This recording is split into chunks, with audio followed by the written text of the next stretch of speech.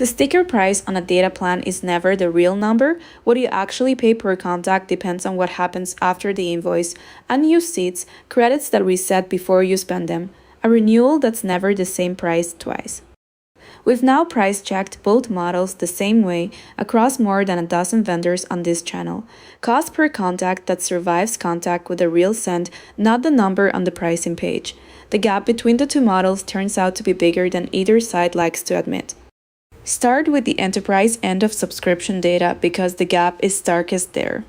Per Vendr's procurement data across more than 1,500 tracked purchases, the median signed ZoomInfo contract runs about $33,500 a year, with real deals ranging from roughly $7,200 to over $155,000 annually.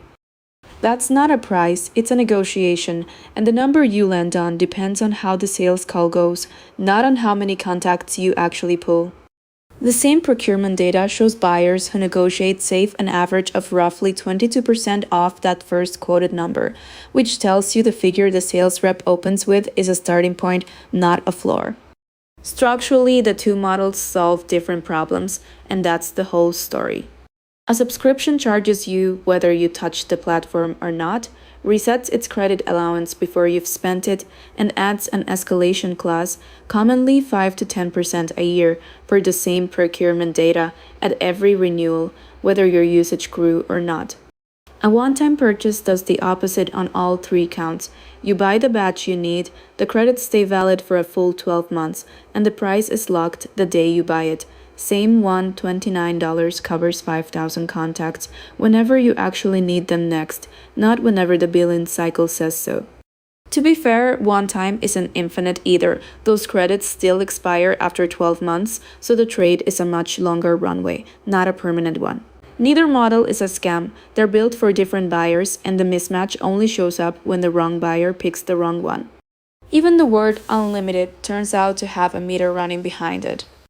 Apollo's own pricing page defines the ceiling in writing. The credit limit is 10,000 credits per account per month for non-paying accounts on an unlimited plan, or the lesser of dollars paid divided by 0.025, or 1 million credits per account per year for paying accounts on an unlimited plan.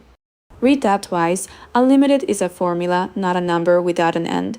And exporting those contacts to the sending tool you actually use draws from a second, separate, smaller wallet entirely. 4 clauses decide what a subscription actually costs once you look past the homepage number. First, unlimited is fair use gated, defined as a formula, not an open tab. Second, exporting contacts out of the platform draws a separate metered credit pool from browsing them inside it, so the sticker price often covers browsing, not taking the data with you.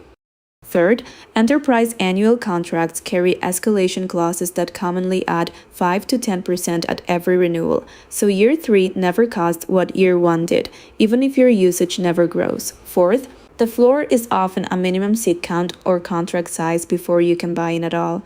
Cognizant's average tracked contract lands around $36,000 a year, with real deals ranging from about $18,500 to over $95,000 annually, and no self-serve entry point under it. No published rate card to check the number against beforehand. So we ran the number the way we run it for every vendor on this channel, 5,000 contacts, priced honestly. Self-serve subscription tools we've priced across this series land anywhere from about $180 to over $2,800 to pull a comparable 5,000 contact volume once the credit mechanics are worked out, and that's before the enterprise tier, where ZoomInfo and Cognizant don't quote a per contact number at all, only an annual contract starting in the tens of thousands. Quarvio's number for the same volume is $129, one time, credits valid 12 months, no seat, no renewal date, no fair use clause to read twice. Our verdict: a subscription buys ongoing access to a database, a one-time purchase buys a list. If your team pulls contacts constantly and lives inside the platform daily, access has real value and the subscription math can work out. That's a fair trade, not a trap. If you're buying a batch to feed a campaign a few times a quarter, you're paying for 365 days of access to use maybe 30 of them, and the other 335 are pure margin for the vendor. In the stack we run, Quarvio supplies the contacts priced as data, not as seats. instantly handles the sending and warm-up. Informail keeps the inboxes and authentication clean underneath. Aimfox runs LinkedIn in parallel off the email domain entirely. Price the model you actually need, not the one the pricing page defaults you into.